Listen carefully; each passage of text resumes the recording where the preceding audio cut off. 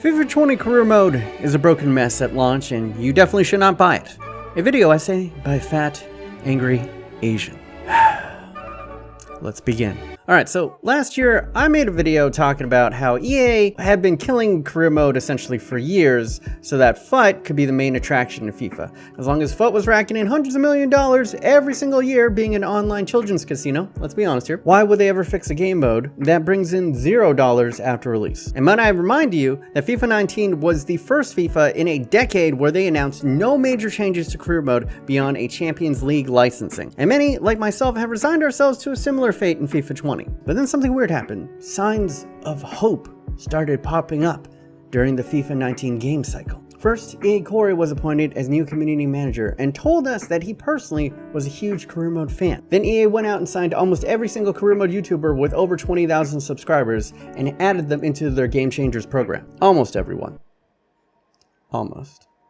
Bitterness aside, it looked like EA was finally listening to the input of the career mode community. And lo and behold, months before the release of FIFA 20, EA made good on their word, and the career mode community got something they hadn't received since FIFA had moved to next gen. Actual fucking improvements to the game mode. Hallelujah, hallelujah, hallelujah. Stuff the community had actually been asking for years. Interactive post-game press conferences, dynamic potential, player morale and form actually affecting in-game stats, all while cleaning up major complaints the community had for years about the game mode. Smarter team selection, big teams not selecting their youth squad to go up against you in major cup competitions, significantly increasing the initial amounts of wage budget allocation, and finally getting rid of those moronically congested fixtures where you have like 5 games over the course of like 7 days. This was no bullshit board objectives or a Champions League paint job. This was real, tangible changes that could fundamentally change how we play career mode for the better, while cleaning up major issues that had plagued this game mode for years. Was it really happening? After 5 long years in the barren desert, my people, we have found a savior. The FIFA gods have deemed us worthy, and we are to be delivered to the promised land. Rejoice! Rejoice! For career mode is saved! And then FIFA 20 came out. And oh dear. Oh dear. Oh dear. I mean, EA, you have outdone yourself just, wow. Because I can safely say that as of the launch of FIFA 20, career mode is in the worst state it has ever been in the history of the franchise. It's straight up broken. And not just like in one way, it's broken in so many ways that it's really impressive. It's an unmitigated, unplayable disaster. And I thought career mode, like realistically, I thought there's no way it could get any worse, but EA was like, hold my beer. It is impressive how hard they have career mode. And it's not that the changes are bad in concept, much to the contrary, but it's just that there's just so much fundamentally wrong that breaks the game. I mean, where do I start? Let's go player morale. Why not? You might be asking yourself, how could the player morale system break career mode? Well, let me tell you. Now, the player morale system has been around for years in career mode, and it mostly was an afterthought. We've all been there. We've had that 67 rated striker constantly whinging about playtime when you honestly had forgotten that he existed. It was annoying, but really you could just ignore it in past iterations. But player morale received a revamp this year, and in concept, it actually sounded brilliant. By keeping your player morale high, it would not only give them a boost to in-game stats, but it could also possibly give their potential a permanent boost thanks to the new dynamic potential system. A system in which it combines the player's morale as well as the performance on the pitch. If both of them were good at the end of the year, the player's potential could actually raise at the end of the season. Unfortunately, in execution, it's incredibly tedious and nigh impossible to keep all of your players happy all the time, especially if you have a large squad. And once a player decides that he's fed up, he turns in a transfer request, and from that point on, in all measurable purposes, you are fucked. You can't negotiate with them, you can't renegotiate, you can't try to give them a new contract, you can't send them out on loan like you could in the past. You just have to sit and wait till they transfer him out. And if that wasn't bad enough, in the event that they're actually sold, you risk the board sacking you because you didn't handle the players correctly.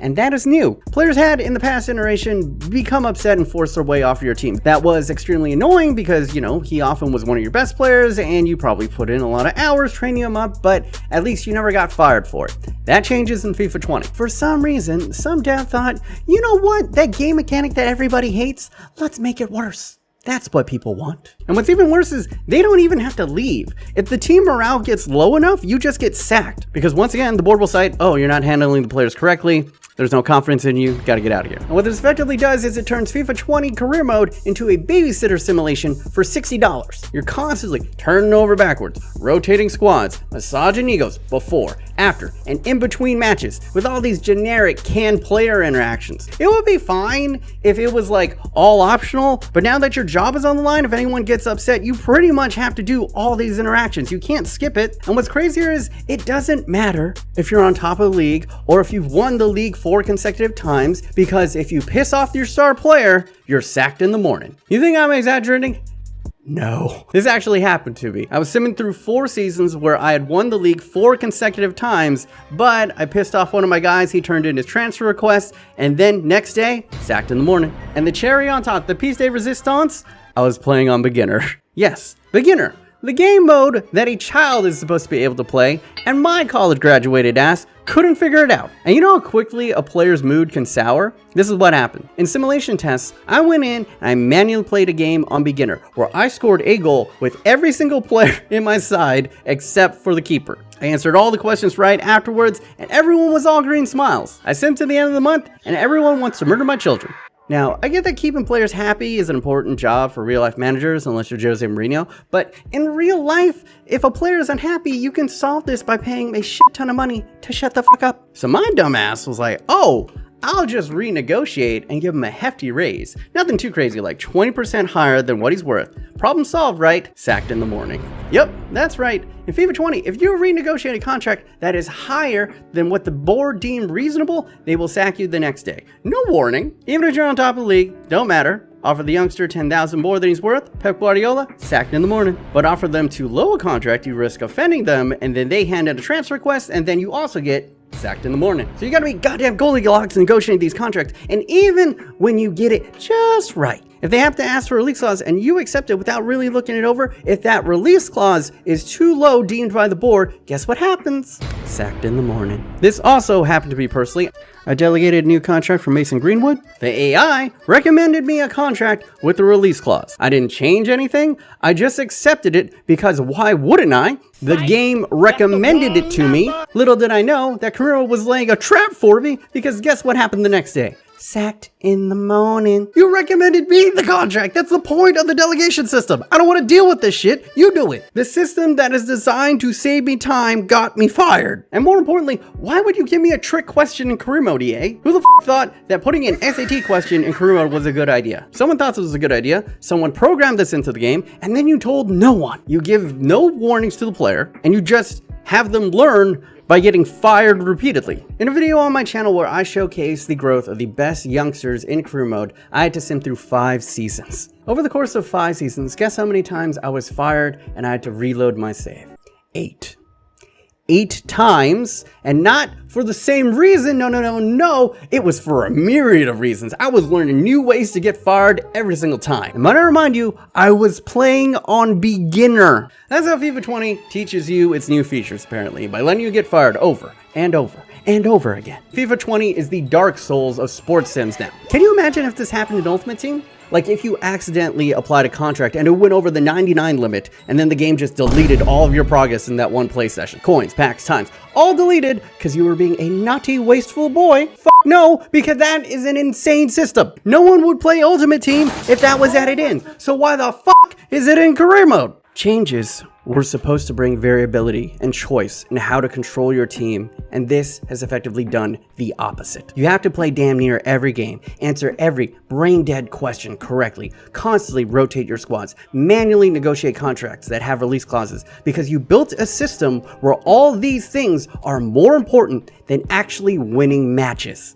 This creates a gameplay experience where the majority of the time you're being bored to tears with all this tedium while simultaneously being paranoid to hell that you might be sacked at any time for any arbitrary reason that the game felt like throwing at me without any warning. I can already see a scenario where this actually happens, but imagine some guy just got fired from his job and he's really down on his luck, but to cheer himself up, he goes and he picks up a copy of FIFA 20 because he wants to play his childhood favorite mode, career mode. And this will be his escape from an increasingly economically cruel world, only for him to be fired in the game over and over and over again because you didn't tell him that you can get fired for this shit. The man is gonna commit. Yeah, did you like forget what fun is? You know, like this thing that brings joy to people's hearts? Normal people don't want to play Ego Massage and Contract Negotiation Simulator 2020. We want an escape from our shitty, depressing lives. And we do that by taking the teams and players that we love on an epic journey to conquer the best that world football has to offer. That was the promise that career mode gave us. That's what you guys promised us. But FIFA 20 can't even do that right, because the cruelest joke of all is if you somehow manage to perfectly balance everything like you're goddamn Thanos and you actually win some silverware, it is a hollow victory. Why? Because the CPU squad selection is worse than ever. They promised us in the pitch notes that they were going to make it so that the AI would consistently choose their strongest sides. It's right here. They designed a new algorithm to make sure you would face the top level of competition. And if by top level you meant the complete opposite, then sure, job well done. And this not only makes it horribly unchallenging to go ahead and play them in the game, it also affects the simulations. This in turn leads to absolutely horrendous tables at the end of the season. Check this out. This is Barfy Boy at the end of his first career mode save, and Man City were relegated. Relegated. Man City. A literal kangaroo could manage Man City and they wouldn't get relegated. Have you seen that goddamn side? I could do a Rich Lee experiment where I only played attackers and they wouldn't be relegated. What the fuck, EA? And then, by the grace of God, you have the patience to play beyond a season. If you get 4 seasons in, for no apparent reason, Europa League as well as Champions League cease to work. That's right. Europa League just will not advance past the group stages, and Champions League, if you try to play the matches, it just crashes your game. Every fundamental level, FIFA 20 career mode fails to deliver on its promises. It just fails outright. The gameplay is the best part, and to be honest, it's decent. I'm really enjoying it this year. There's no bullshit. But even that has a reported glitch where the ultimate difficulty is easier to win on than the legendary difficulty. And what's crazy is these bugs that I have told you right now are just the most egregious ones. There are so many more bugs. So many.